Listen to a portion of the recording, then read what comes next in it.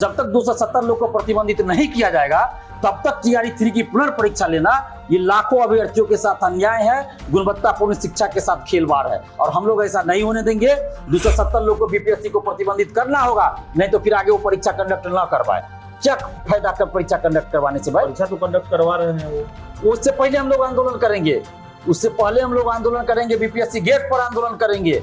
270 लोग को प्रतिबंधित करना पड़ेगा बीपीएससी को। बहालियों का पिटारा खुल गया है, क्या कहेंगे इस पर? सवाल अब ये भी उठता है कि क्या ये खबर पूरी तरह सही है? अपना थोड़ा तर्क भी हम लोग देखते हैं, पिछला रिकॉर्ड देखें तो उसके अनुसार अगर देखते हैं तो मुझे इस खबर में कोई सच्चाई नजर नहीं आती। डिपार्टमेंट के द्वारा, कभी बिहार सरकार के कुछ बड़े अधिकारियों के द्वारा, कभी मंत्री के द्वारा इस तरह की बातें जानबूझकर बोली जाती है ताकि अभ्यर्थी शांत रहे कि अगर इतना वैकेंसी आ रहा है, इतना वैकेंसी आ रहा है। और ये जो धांधली सेटिंग चल रही है, पेपर लीक का जो मुद्दा वो छुप जाए उसमें। पेपर लीक पे तो कुछ बोलते ही नहीं है कि पेपर लीक एकदम रुकना चाहिए। आज तक किसी के मुंह से हमने नहीं सुना कि पेपर लीक पे सख्त कानूनी कार्रवाई होनी चाहिए, किसी भी नेता के मुंह से नहीं सुनी। वैकेंसी की बात सब करते हैं कि वैकेंसी इतना हम निकालेंगे तो हम 10 लाख नौकरी दे रहे हैं, तो हम दे रहे हैं, मारामारी चल रहा है। जो अभी बीएसएससी सीजीएल 4 के बारे में कहा गया 25,000, तो कहीं ऐसा तो नहीं कि 13,000 जो ये द्वितीय इंटर स्तरीय 13,000 जो द्वितीय इंटर स्तरीय वाली बहाली चल रही है वही सीट इसमें भी जोड़ के आप दिखा रहे हैं। 4-5 दिन पहले के पेपर कर देखिए, 4 दिन पहले का, उसमें आया था कि 15,000 या 16,000 जल्द वैकेंसी आएगी। सभी डिपार्टमेंट को निर्देश दिया गया है और उसमें जो 11,000 साढ़े 11,000 सीट था, प्रथम इंटर स्तरीय का पंचायत। तेजस्वी यादव जी जब उप मुख्यमंत्री बने थे तो 1.5 लाख बोल रहे थे कि वैकेंसी स्वास्थ्य विभाग में आने वाला। 1,66,000 1.5 लाख हम एक बोल रहे हैं आंकड़ा, 1.5 लाख से अधिक आने वाला है। आज तक तो आती रह गया बहाली, जबकि वो स्वास्थ्य मंत्री थे, एक भी बहाली नहीं आया। नमस्कार, आप देख रहे हैं द बिहार टॉप में हूं आदेशपुरी। सरकार गठन हो गया, एनडीए की सरकार दिल्ली में बन गई, लेकिन आपको बता दें कि रोजगार जो है इस लोकसभा चुनाव में एक बहुत बड़ा मुद्दा रहा।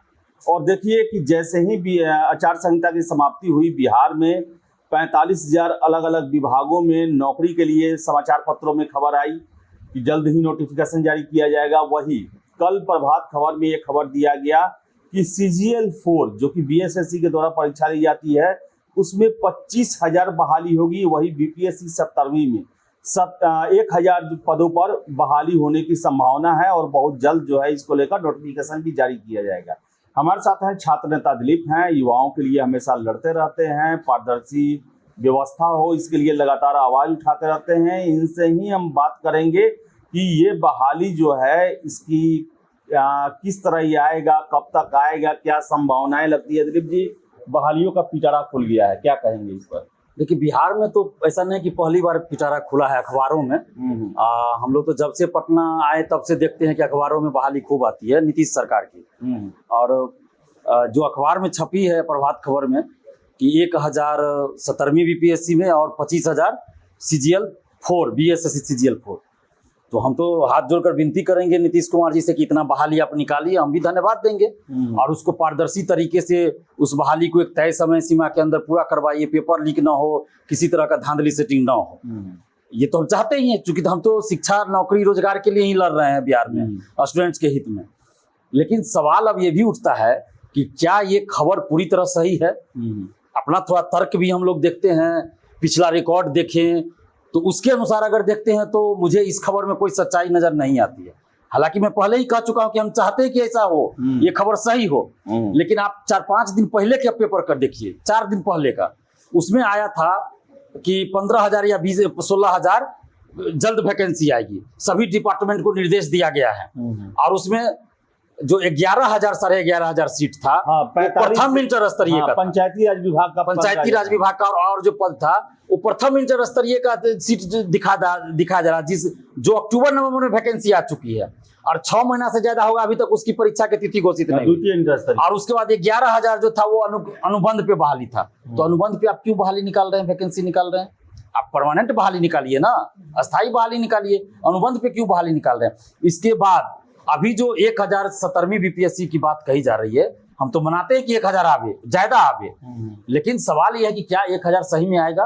क्योंकि इससे पहले 69th बीपीएससी जब आने वाला था तो उससे 3-4 महीना पहले से ये सोशल साइट्स पे और बहुत यूट्यूबर चलाते थे कि 1000 वैकेंसी आने वाली है, 1000 आने वाली है। और हम लोग भी जब बीपीएससी की तैयारी करते थे तो कोचिंग सब में भी बोला जाता था कि अरे अगला बहाली आ रहा है, 1000 आ रहा है, 1500 आ रहा है। और बहाली कितना आता था? 200, 250, कभी 300, कभी 400, कभी 500। मतलब मेरा ये कहना है कि एग्जैक्ट डाटा किसी के पास नहीं रहता है।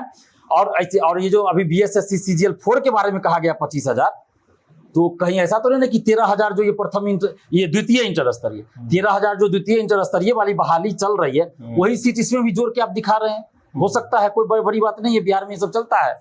और सीजीएल 3 की जो वैकेंसी आई 2014 के बाद 2022 में आई, जब हम हस्ताक्षर अभियान चलाना शुरू किए, उसके बाद सीजीएल 3 की वैकेंसी आई। और जब आंदोलन का बार बार ये किए तब एक कम समय में थोड़ा पूरा हुआ। नहीं तो 2014 की वैकेंसी आप देखिए, प्रथम इंटर स्तरीय 2022 में, और तृतीय स्नातक स्तरीय नहीं, द्वितीय स्नातक स्तरीय जो 14 में आया था, तो द्वितीय स्नातक स्तरीय 2018 में पूरा हुआ। तो अब आप सोचिए कि 14 के बाद कोई वैकेंसी 2022 में आई, और उसके बाद अब सीजीएल 4 आएगा 22 के बाद, अब आने वाला है। तो जब 2014 के बाद आप देखिएगा ना, 2018 में जब रिजल्ट आ गया इसका सीजीएल 2 का, तो हर 2 महीना पे अखबारों में खबर छपती थी कि 3000, कभी 4000 सीजीएल 3 की वैकेंसी जल्द आ रही है, जल्द सीजीएल 3 की वैकेंसी है। हर 2 महीना पे ये खबर छपती थी। और आया कब वैकेंसी? जब हम लोग आंदोलन का चेतावनी दिए, तब 2022 में आया, 6 अप्रैल 2022 को। तो हमारा ये कहना है कि बहुत बार ऐसा होता है, अब कहाँ से खबर आती है तो जो जिन अखबार वालों ने छापा वो जाने कि उनको कहाँ से ये जानकारी मिली।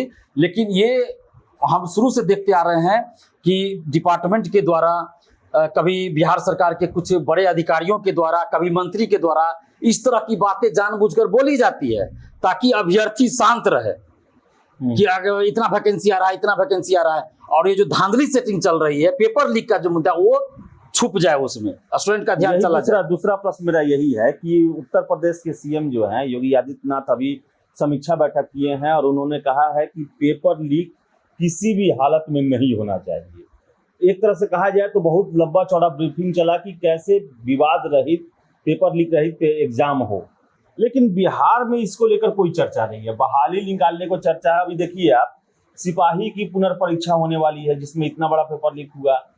TRE 3 का पुनर्परीक्षा कल ही डेट उसका जारी किया गया। लेकिन पारदर्शिता को लेकर क्या क्या कदम उठाए जाएंगे, जिसको लेकर आप लंबे समय से मांग करते आए हैं, चाहे दरोगा की बहाली हो, सिपाही की बहाली हो, BSSC हो, BPSC में हो, क्या लगता है कि उस पर भी कुछ ध्यान दिया जाएगा? देखिए, ये बड़े दुर्भाग्य की बात है कि बिहार के कोई भी नेता, चाहे वो मुख्यमंत्री जी हो, उप मुख्यमंत्री जी हो, कोई मंत्री हो, या कोई भी नेता, पक्ष विपक्ष का कोई भी नेता, पेपर लीक पे तो कुछ बोलते ही नहीं है कि पेपर लीक एकदम रुकना चाहिए। आज तक किसी के मुंह से हमने नहीं सुना है कि पेपर लीक पे सख्त कानूनी कार्रवाई होनी चाहिए, किसी भी नेता के मुंह से नहीं सुने। वैकेंसी की बात सब करते हैं कि वैकेंसी इतना हम निकालेंगे तो हम 10 लाख नौकरी दे रहे हैं, तो हम दे रहे हैं, मारामारी चल रहा है। लेकिन उस वैकेंसी को पूरा समय सीमा के अंदर करवाएंगे, पेपर लीक नहीं होगा, अगर हुआ तो किसी को छोड़ेंगे नहीं जो इसमें संलिप्त हो। सब सरकार में पेपर लीक हुआ है, चाहे महागठबंधन की सरकार हो या NDA की सरकार रही हो, बिहार में आप देख लीजिए। लेकिन आज तक कोई भी पेपर लीक हुआ हो, बड़े बड़े कोचिंग, शिक्षक, अधिकारी, नेता पे कार्रवाई नहीं हुई। TRE 3 में तो कहा गया कि पेन ड्राइव का कोड BPSC का अधिकारी ने बताया, आज तक उस अधिकारी को पकड़ा नहीं गया। कहा गया कोचिंग शिक्षक शामिल है, पटना के कुछ, आज तक किसी कोचिंग शिक्षक को नहीं पकड़ा गया। जुमला बना हुआ है कि बड़े बड़े कोचिंग शिक्षकों, वो सही बात है, वो शामिल रहता है, लेकिन बचा लिया जाता है। बिहार में कोई फैक्ट्री तो है नहीं, तो चुनाव में पैसा कहाँ से आता है? ये हेलीकॉप्टर जो इतना उड़ता है, कहाँ से पैसा आता है? कौन फंडिंग करता है? तो यही पेपर लीक जो होता है ना, इससे जो अरबों रुपए का उगाही होता है, तो यही नेता सब कोई लोग पहुंचाता है, सेटर सब, ताकि हम पकड़े जाए तो बचाया जाए हमको, और वही होता है, बचा लिया जाता है नेता के द्वारा। और यही वजह है कि सत्ता पक्ष हो या विपक्ष हो, कोई नेता पेपर लीक पे नहीं बोलता। आप तो बता दीजिए ना, कोई नेता बोल रहे हो कि पेपर लीक, 270 लोग को आज तक प्रतिबंधित नहीं किया गया जो हजारीबाग में पकड़ा गया TRE 3 में। कौन था भाई 270 लोग? कौन था? क्यों नहीं उसको प्रतिबंधित किया गया? आज तक कोई नेता उस पर डिमांड कर रहा है क्या? क्योंकि अरबों रुपए मिला है उस 270 लोगों से, तो कैसे उसको प्रतिबंधित किया जाएगा? वो लोग भी परीक्षा देगा, बिल्कुल देगा परीक्षा, बेल पे है परीक्षा, बेल पे है और परीक्षा देगा। और यहाँ मामूली केस झगड़ा हो जाए, गांव में झगड़ा हो जाए, केस हो जाए, तो आपको नौकरी में नहीं जाने देगा, ज्वाइनिंग नहीं कराएगा। और यहाँ पेपर लीक मामले में वो गिरफ्तार हुआ, जेल गया, उसको नौकरी भी लगा। क्या आश्चर्य, मजाक बना के रख दिया गया शिक्षा। और ये जो पेपर लीक की बात है, तो आगे जो भी वैकेंसी आएगी, चाहे CGL 4 आवे, दरोगा सिपाही आवे, BPSC आवे, हम तो चाहते हैं कि 1000 सीट पे आवे BPSC सिविल सेवा की वैकेंसी आवे। हम मनाते हैं कि ये खबर सही हो, 25,000 क्या 30,000 आवे BSSC CGL 4 में, हम चाहते हैं। लेकिन वो परीक्षा सही से हो, पेपर लीक ना हो, धांधली सेटिंग ना हो, और पूरी पारदर्शिता के साथ एक तय समय सीमा के अंदर बहाली पूरा हो। और इसके लिए हम बार बार मांग कर रहे हैं कि आप OMR सीट की कार्बन कॉपी और क्वेश्चन बुकलेट परीक्षा के बाद अभ्यर्थियों को दीजिए, परीक्षा के बाद आंसर की जारी कीजिए, जब रिजल्ट आए तो कट ऑफ सभी का मार्क्स जारी कीजिए। अभी चुनाव हुआ, जितना उम्मीदवार जहां से खड़ा हुआ सबको पता चल गया हमको कितना वोट आया, लेकिन यहाँ नहीं बताया जाएगा पास हो चाहे फेल हो कितना मार्क्स आया। क्यों नहीं बताया जाता है भाई? BPSC में बताया जाता है, बाकी दरोगा सिपाही BSSC में क्यों नहीं बताया जा रहा है? तो ये बताया जाना चाहिए, आंसर बताया जाना चाहिए कि किस क्वेश्चन का आपने क्या सही आंसर माना है, क्यों नहीं आप बता रहे हैं? क्या ये गोपनीयता है भाई? इससे क्या सुरक्षा को खतरा है, क्या खतरा है? तो ये लोग नहीं बताते इसलिए क्योंकि लोग धांधली सेटिंग करते हैं। और दरोगा में देखिए, PT का रोल नंबर अलग, मेंस का रोल नंबर अलग। ये कौन सा खेल चल रहा है भाई? क्या किसी एग्जाम में आपने ऐसा देखा कि PT का अलग, मेंस का अलग, फिजिकल का अलग, या इंटरव्यू जहां होता है वहां इंटरव्यू का अलग रोल नंबर? IAS का भी सेम रहता है। IAS का PT मेंस इंटरव्यू तक सेम रोल नंबर, BPSC में सेम रहता है रोल नंबर एक अभ्यर्थी का। यहाँ PT अलग, दरोगा में मेंस अलग। मतलब जो अभ्यर्थी PT फेल भी होगा वो मेंस पास कर जाता है। आप कैसे चेक कीजिए कि मेंस पास किया है तो वो PT पास था कि नहीं था? तो ये बड़े पैमाने पे धांधली सेटिंग चल रहा है, इसको रोका जाए। और पेपर लीक धांधली सेटिंग में जो भी संलिप्त हो उसको 6 से 8 महीना के अंदर कानूनी सजा दिला जाए, जेल भेजा जाए, सजा दिला जाए, 15 साल से अधिक सजा हो, सारी संपत्ति जब्त हो। दिलीप जी, एक प्रश्न है, आप 270 कैंडिडेट की बात करते हैं।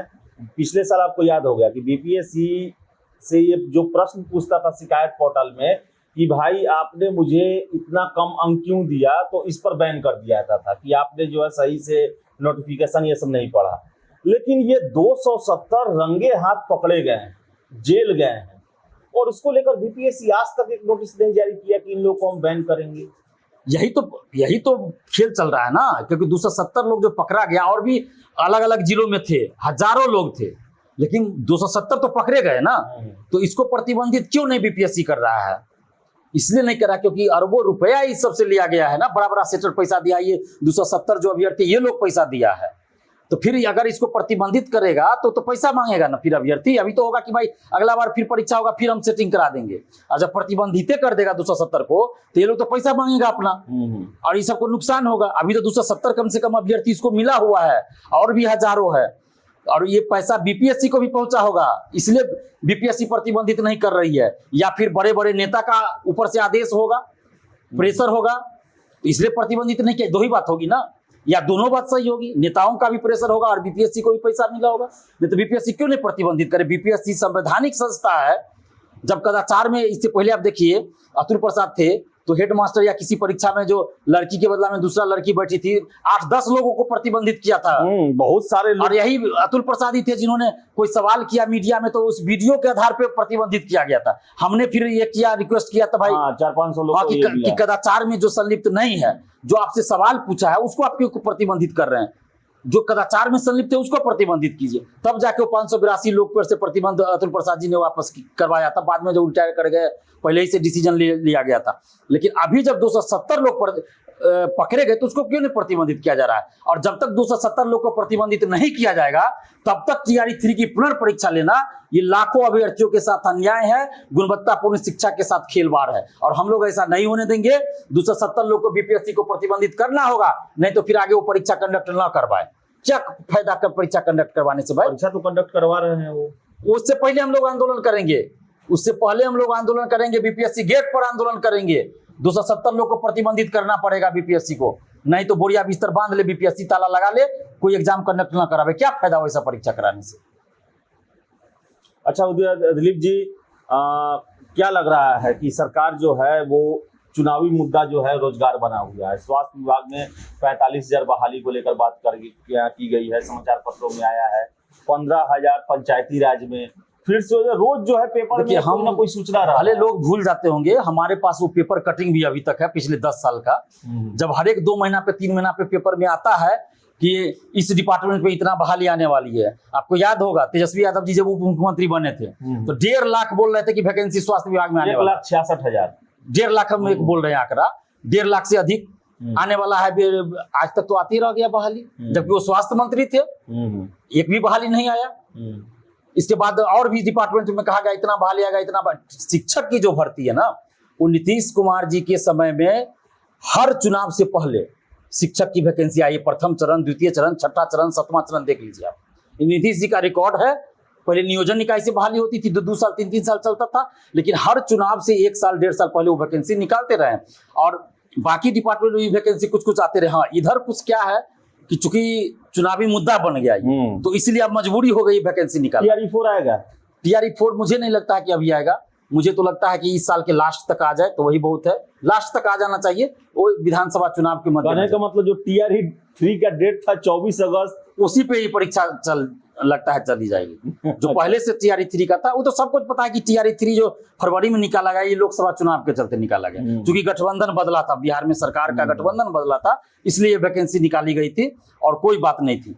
और पैसा भी कमाना था, पेपर लीक से पैसा कमाना था। तो हम तो मांग कर रहे हैं नीतीश कुमार जी से कि जो भी पेपर लीक में संलिप्त है, बड़ा बड़ा कोचिंग संचालक, शिक्षक, नेता, अधिकारी, सब पे कार्रवाई कीजिए, नहीं तो आपकी छवि बर्बाद हो रही है। जांच तो हुआ, धूमिल हो रही, जांच हुआ है, लेकिन आप आर्थिक अपराध इकाई को आप ऊपर से प्रेशर दे होइएगा, स्वतंत्र नहीं छोड़िएगा, तो बड़े लोगों पे कार्रवाई कैसे होगा? कुरियर कंपनी और वो नालंदा गैंग जो है ये सब गड़बड़ कर दिया जांच में। तो देखिए, बगैर किसी बड़े अधिकारी के, बगैर कोचिंग शिक्षक के संभव नहीं है कि इतना बड़े पैमाने पे पेपर लीक हो। स्टूडेंट कहाँ से आएगा? पेपर लीक किस लिए होता है? स्टूडेंट को, अभ्यर्थी को क्वेश्चन आंसर देने के लिए ना। तो अभ्यर्थी कहाँ से आ रहा है? 270 लोग पकड़े गए भाई, उसका डाटा जारी कीजिए ना कि वो किस कोचिंग के थे। उस कोचिंग वाले से पूछताछ कीजिए ना आप, क्या कनेक्शन था, बीच का सेटर कौन था, मीडिएटर कौन था। पता चल जाएगा कि कोचिंग वाले कितने इसमें इन्वॉल्व है, और कौन नेता है जो कोचिंग वाले को बचा रहा है। इसमें कौन कौन बड़ा बड़ा नेता है, मंत्री है जो बचा रहा है। तो ये तो नीतीश जी को करना पड़ेगा ना, कि इनके साथ रहने वाले करीबी लोग इनकी छवि को खराब कर रहे हैं। कुछ अधिकारी, कुछ नेता नीतीश कुमार जी के नाम को धूमिल कर रहे हैं, इनके नाम का इस्तेमाल करके अपना व्यक्तिगत फायदा उठा रहे हैं। तो नीतीश कुमार जी को ऐसे लोगों से दूर रहना चाहिए और सख्त कार्रवाई करना चाहिए। 20 साल से बिहार के मुख्यमंत्री हैं, आज भी मुख्यमंत्री हैं, और आज तो ऐसी परिस्थिति हो गई कि केंद्र में भी और राज्य में भी इनके बगैर कोई सरकार नहीं रह पाए, टिक पाए। तो अब तो इनको और करना चाहिए भाई, बिहार के लिए कुछ करना चाहिए, और युवाओं के लिए करना चाहिए। पेपर लीक, धांधली सेटिंग एकदम बंद कर देना चाहिए, कि बंद हो जाए, ऐसी कार्रवाई कर दे कि रूह कांप जाए, शिक्षा माफियाओं का रूह कांप जाए, इतना खौफ पैदा हो जाए कि आगे से किसी परीक्षा में वो पेपर लीक और धांधली सेटिंग करने की हिम्मत ना कर सके, और कोई अभ्यर्थी पेपर लीक और धांधली सेटिंग में संलिप्त न हो पाए। अगर अभ्यर्थी पे कार्रवाई होगा तब ना, तो अभ्यर्थी पे कार्रवाई नहीं हो रहा है। ठीक है, तो दिलीप जी थे साथ में, और इनका यही मांग है कि भर्तियां तो आ रही हैं, पेपरबाजी खूब होता है, लेकिन यथार्थ भी यह है, और साथ साथ जो पारदर्शिता है जिसके लिए लंबे समय से छात्र संघर्ष कर रहे हैं, उस पारदर्शिता को पूरी तरह अपनाया जाए। पेपर माफियाओं के खिलाफ जो है सरकार कड़ी कार्रवाई करे, नहीं तो इतना बहाली निकालना और फिर उस पर संदेह होना, जांच होना, इस सब का कोई मतलब नहीं रह जाता है। गुजारिश है कि पेपर लीक, शिक्षा माफियाओं के खिलाफ कड़ा से कड़ा कानून बनाया जाए। फिलहाल इस वीडियो में इतना ही। वीडियो पसंद है लाइक शेयर करें, हमारे चैनल द बिहार टॉक को सब्सक्राइब जरूर कर लें। धन्यवाद।